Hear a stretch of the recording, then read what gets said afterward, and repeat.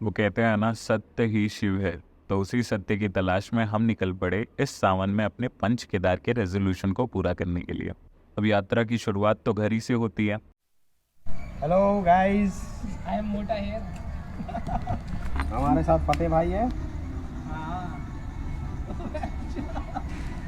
कटप्पा कटप्पा बाहुबली।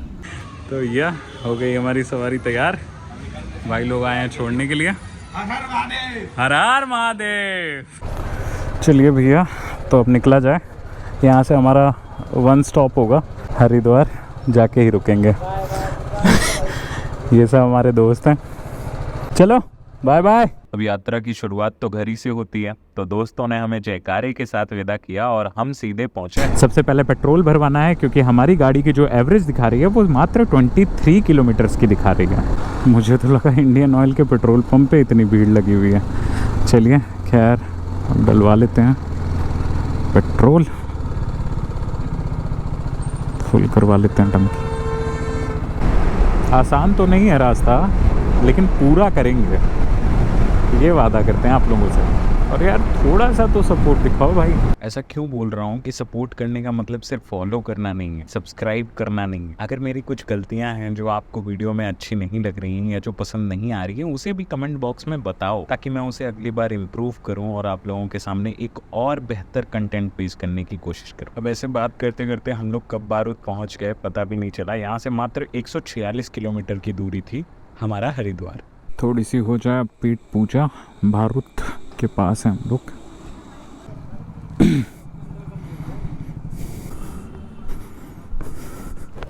कैसे दी भैया कचौड़ी? हाँ टिक्की।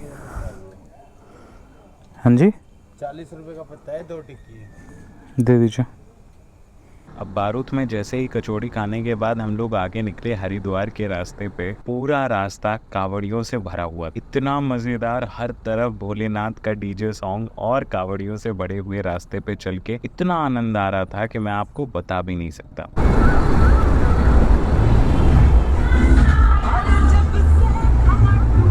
हमारी स्पीड थी 30-40 की और हम लोग पहुंचे हरिद्वार। वहाँ पे हर तरफ कावड़िया भरे हुए थे, लेकिन उससे पहले एक छोटी सी दिक्कत हो गई, क्योंकि हमारे पास कैश नहीं था और हमें गाड़ी लगानी थी पार्किंग में। तो हमने इन भैया से रिक्वेस्ट करी कि QR स्कैनर दे। स्कैनर नहीं रखते आप? अरे हाँ, कहाँ से चल रहा काम, यहाँ तो डायरेक्ट आए भी तभी। भाई सब अब इनके पास भी QR स्कैनर तो था नहीं, तो हमें इनका मोबाइल रिचार्ज करना पड़ा, वो भी 155 रुपए का। 50 रुपए टिकट के काट के इन्होंने 100 रुपए हमें वापस कर दिए और हम लोग पहुंच के सीधे हर की पौड़ी में। जैसा मैंने आपको रास्तों का हाल बताया, सेम वैसा ही हर की पौड़ी का भी था। हर तरफ कावड़िया, पैर रखने की भी जगह नहीं।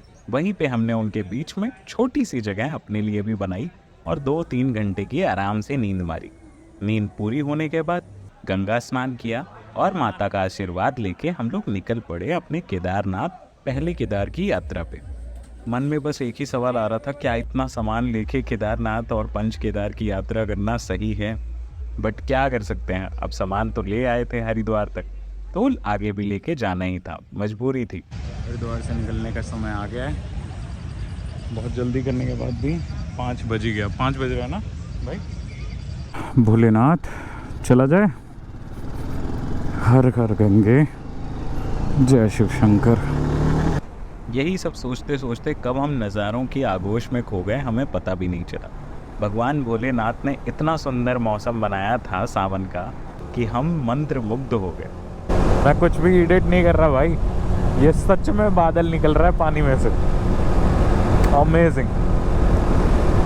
हरिद्वार से चलने के बाद ऋषिकेश आया और ऋषिकेश के बाद मौसम का मिजाज यूं बदलने लगा कि हम बार बार रुके। एक दो स्नैप भेजते हैं अपने दोस्तों को। बादल, ये बारिश के मौसम में ना जब बादल नीचे आ जाते हैं बहुत मज़ेदार लगते हैं भाई। अगर बारिश के मौसम में तुम ये एंजॉय कर पा रहे हो ना, तो सचमुच बहुत लकी इंसान हो तुम। बस बाइक उठाओ, वाइज़र ऊपर करो और सनसनाते मौसम का आनंद लो। ओ भाई साहब, क्या ही भयानक मौसम है भाई। भाई और कभी आओ ना आओ केदारनाथ, बरसात में और सावन में ज़रूर आओ। हाय हाय हाय। तो जैसे जैसे आगे जा रहे हैं मौसम और भी भयानक होता जा रहा है। भयानक तो नहीं कह सकते, मैं पहली बार देख रहा हूँ ऐसा मौसम अपनी लाइफ में, तो मुझे तो बहुत ही ज़्यादा खूबसूरत लग रहा है। ये जो बादल हैं वो मेरे साथ चलेंगे अब। अरे कमाल के नज़ारे हैं भाई, कमाल के। अभी थोड़ी देर पहले आपने देखा था कि बादल ऊपर चल रहे थे और अभी हम ऊपर चल रहे हैं, बादल नीचे चल रहे हैं। वो देखो, हाय बहुत ही मस्त मौसम है यार। उन नज़ारों में हमने बादल से घिरे रास्तों के साथ साथ देवप्रयाग का संगम भी देखा, जो कि अद्भुत था। तो आ गए हम देवप्रयाग में, ये हो रहा है संगम दो नदियों का। हर बार ही इस संगम को देख के मन में कुछ अजब सी ही आकांक्षाएं हो जाती हैं। इस संगम में स्नान करने का सपना अभी तक अधूरा है, आगे आप लोगों की मदद से ज़रूर पूरा होगा। लेकिन मौसम की आगोश में आने के बाद श्रीनगर से थोड़ा पहले हमें इतनी भयंकर नींद आने लगी कि हमें रुक के चाय पीनी पड़ी। एक्चुअली में मुझे नींद बहुत तगड़ी आ रही है, तो देखते हैं चाय अगर मिले तो पहले चाय पीते हैं भाई।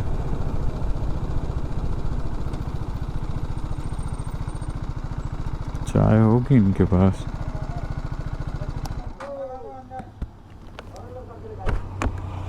चाय है? चाय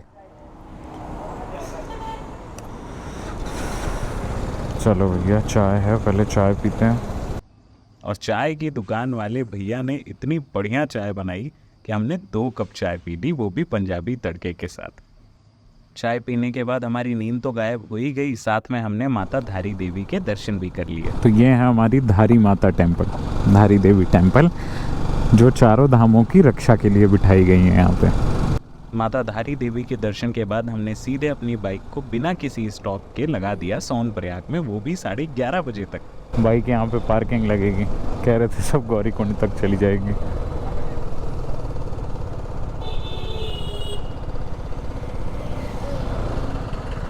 आगे नहीं जाएगी बाइक है? बाइक आगे नहीं जाएगी? समझदार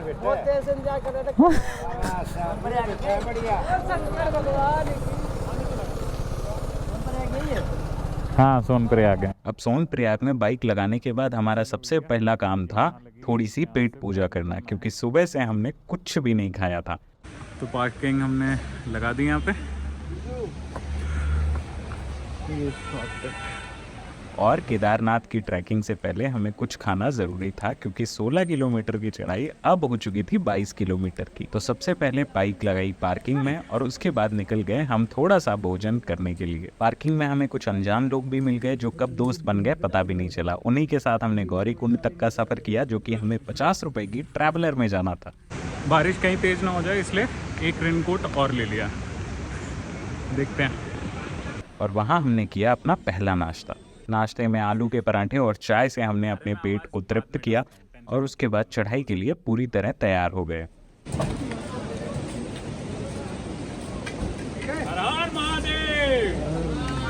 बारिश कुछ ज़्यादा ही हो रही थी, तो हमने नाश्ता करने के बाद सबसे पहले तो रेनकोट पहना, क्योंकि ट्रैकिंग से पहले पूरी तरीके से तैयार होना ज़रूरी था।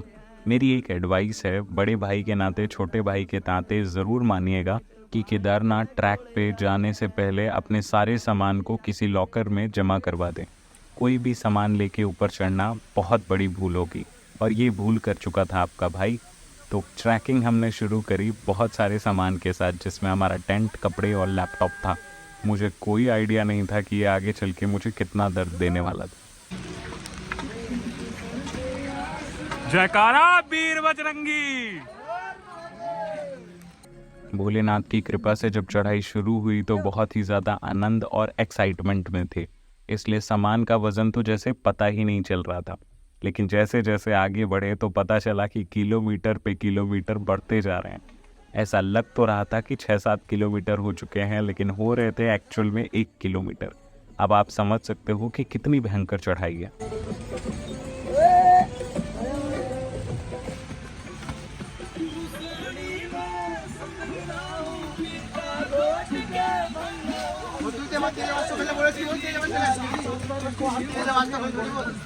आधे रास्ते चढ़ने के बाद बड़ी मुश्किलात के बाद आगे जैसे कदम ही नहीं बढ़ रहे थे, इतनी बुरी हालत हो गई थी।